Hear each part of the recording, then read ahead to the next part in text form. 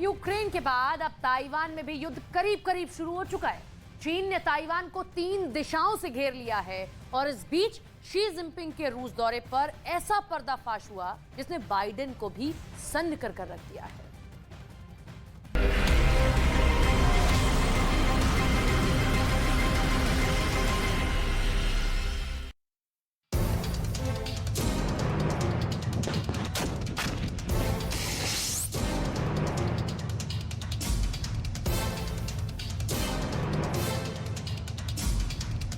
क्या चीन ने ताइवान पर कब्जा प्लान को अंजाम देना शुरू कर दिया है?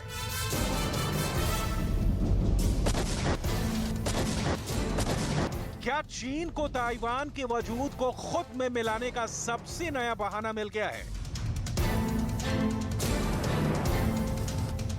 इन सवालों के जवाब से ज्यादा जरूरी ताइवान के इस मंजर को गौर से देखना और ध्यान से समझना है।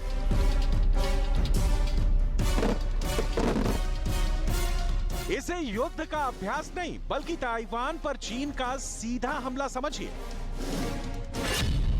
चीन ने ताइवान को 3 तरफ से घेर लिया है। उत्तर, दक्षिण और पूरब से ताइवान को शी जिनपिंग की सेना ने घेरकर वॉर एक्सरसाइज शुरू कर दी है।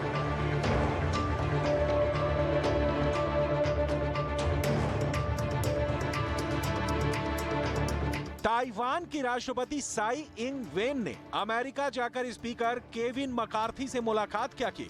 शी जिनपिंग का पारा गर्म हो गया और उन्होंने चीन की आर्मी, नेवी और एयरफोर्स को ताइवान में घुसकर हेकड़ी दिखाने का फरमान जारी कर दिया।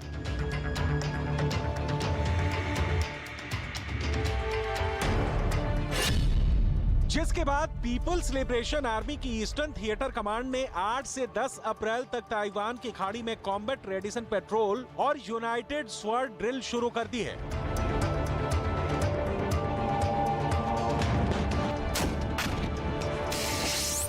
ऐसे में अब ताइवान के आसमान में लड़ाकू विमान गरजने लगे हैं।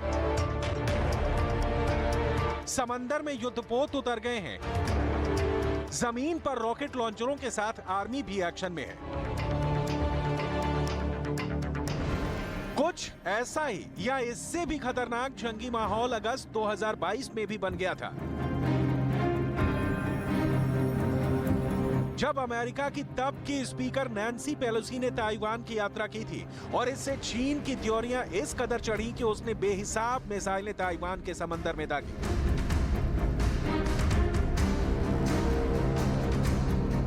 तब भी अब की बार की तरह ही चीन की नेवी और एयरफोर्स ने ताइवान में घुसकर युद्ध अभ्यास किया था। अब पता चला है कि चीन की एयरफोर्स ने ताइवान पर हमले के लिए अपने जासूसी विमान CH-4 और UAV BZK के जरिए टारगेट समेत तमाम जरूरी सूचनाएं इकट्ठा कर ली। इसी महीने 3 अप्रैल के बाद से चीन ने अपने डिस्ट्रॉयर चांगचुन और फ्रिगेट अनयांग को भी पूर्वी चीन सागर से ताइवान के करीब तैनात कर दिया है।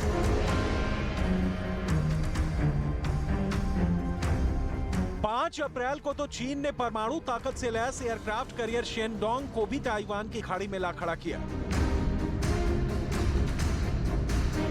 युद्धाभ्यास के तौर पर चीन के इस वार पर ताइवान भी पलटवार से पीछे नहीं हटा है। ताइवान की तीनों सेनाओं के जवानों ने ज्वाइंट वॉर एक्सरसाइज कर चीन को करारा जवाब दिया है। खुद ताइवान के राष्ट्रपति ने भी दो टूक कह दिया कि चीन की ऐसी हिमाकतों के आगे उनका देश झुकेगा नहीं।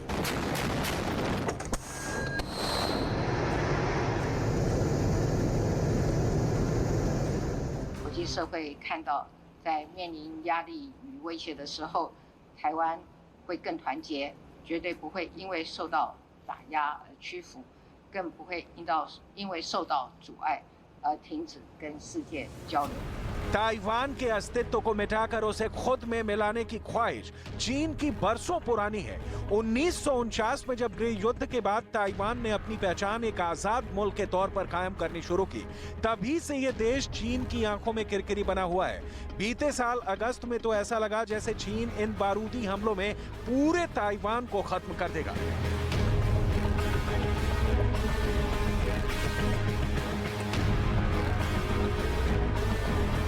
अमेरिका की तत्कालीन स्पीकर नैन्सी पेलोसी ने चीन के एतराज को दरकिनार करते हुए न सिर्फ ताइवान की यात्रा बेहिचक पूरी की, बल्कि आजाद ताइवान की पुरजोर वकालत भी की।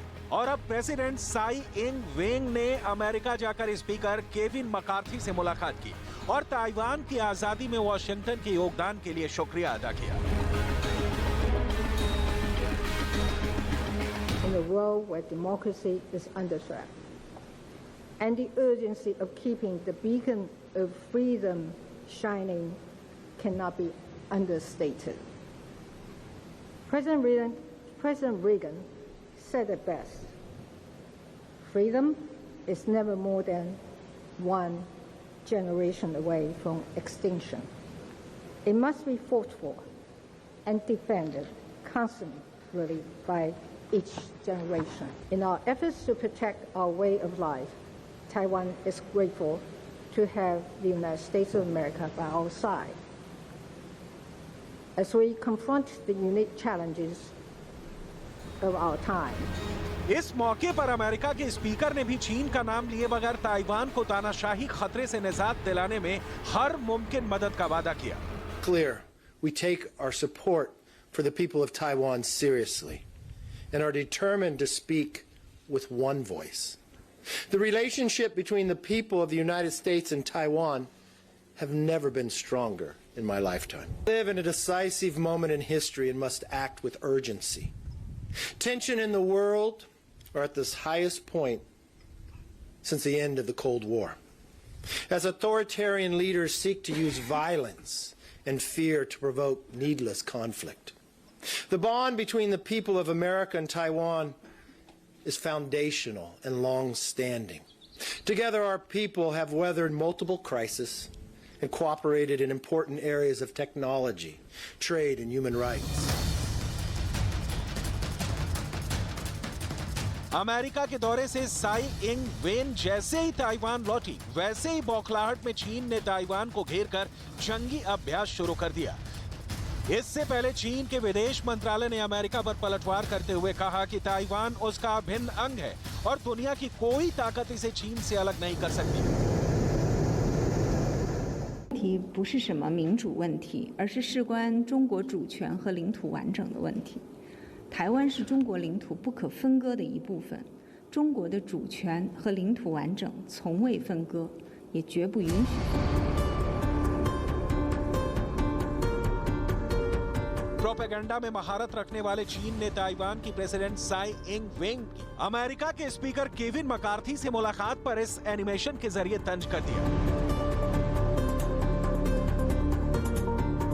तो अमेरिका के कैलिफोर्निया में चीन के चंद लोगों ने ताइवान को अपना हिस्सा बताते हुए प्रदर्शन किया। शी जिनपिंग ताइवान को चीन में मिलाने के लिए हमले से भी पीछे नहीं हटने की बात कह चुके हैं। बतौर राष्ट्रपति तीसरी पारी में शी जिनपिंग के सबसे बड़े एजेंडों में ताइवान शामिल है।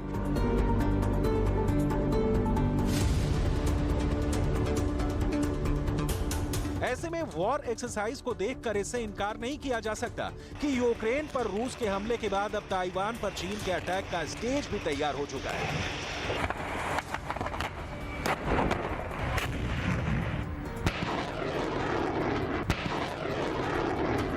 जिसका ट्रेलर ताइवान के आसमान में गरजते चीन के फाइटर प्लेन J-11, J-16 और बॉमर H-6 की जोर आजमाइश से भी जाहिर हो रहा है।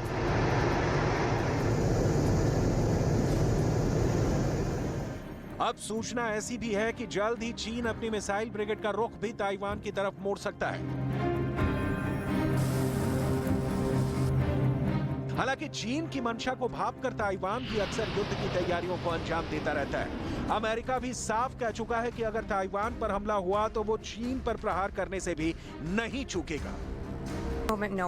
Posture has not changed there. We've not sent out any additional assets as far as I'm aware. There would be no reason for China to respond in any aggressive way. Transits like this are routine.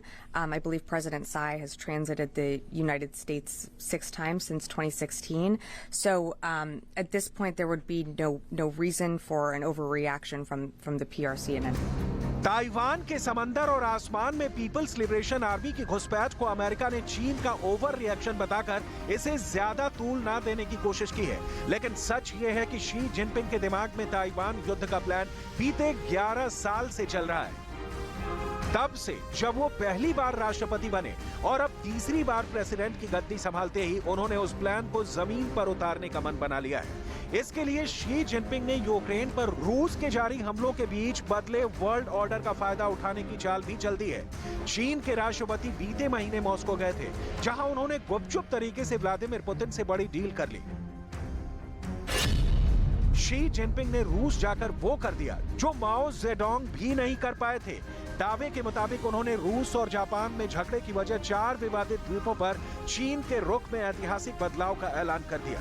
कहा जा रहा है कि Xi Jinping ने Vladimir Putin से कह दिया कि वो रूस के कब्जे वाले कुरील द्वीपों की सीरीज पर जापान के दावे को नहीं मानते हैं, जबकि 1964 में माओ जेडोंग ने 4 विवादित द्वीपों पर जापान का हक बताया था।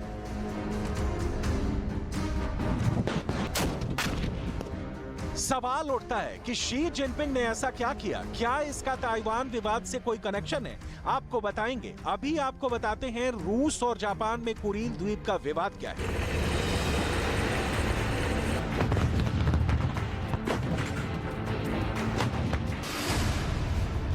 कुरील आइलैंड चेन जापान के होक्काइडो से लेकर रूस के कामचटका प्रायद्वीप तक फैले हुए हैं। ये ओखोटस्क सागर को उत्तरी प्रशांत महासागर से अलग करते हैं। रूस ने दूसरे विश्व युद्ध के बाद यहाँ 4 द्वीपों पर कब्जा कर लिया था। जापान आज भी कुरील आइसलैंड्स पर अपना दावा जताता है। एक अनुमान के मुताबिक यहाँ गैस और तेल के अकूत भंडार हैं। 1945 से होक्काइडो के उत्तर पूर्व के सभी द्वीपों पर रूस का शासन रहा है, लेकिन साल 1855 से जापान इटुरु द्वीप तक अपना अधिकार मानता रहा है। पिछले 5 साल में रूस ने कुरील श्रृंखला में कुनाशिरी, इटुरु, मटुआ और परमुशिरी द्वीपों पर अहम सैन्य ठिकाने बना लिए हैं। चीन और जापान के बीच भी समंदर में सीमा विवाद है, लेकिन कुरील द्वीपों पर शी जिनपिंग ने चीन के 6 दशक पुराने रुख में बदलाव कर इरादे जता दिए हैं। इशारा साफ है, मानो शी जिनपिंग ने व्लादिमीर पुतिन से कह दिया हो कि वो उनके यूक्रेन पर हमले को जायज ठहराएंगे, बदले में पुतिन ताइवान पर हमले को जायज ठहराएं, ताकि रूस और चीन के कॉमन दुश्मन अमेरिका को यूक्रेन के बाद ताइवान में भी हराया जा सके।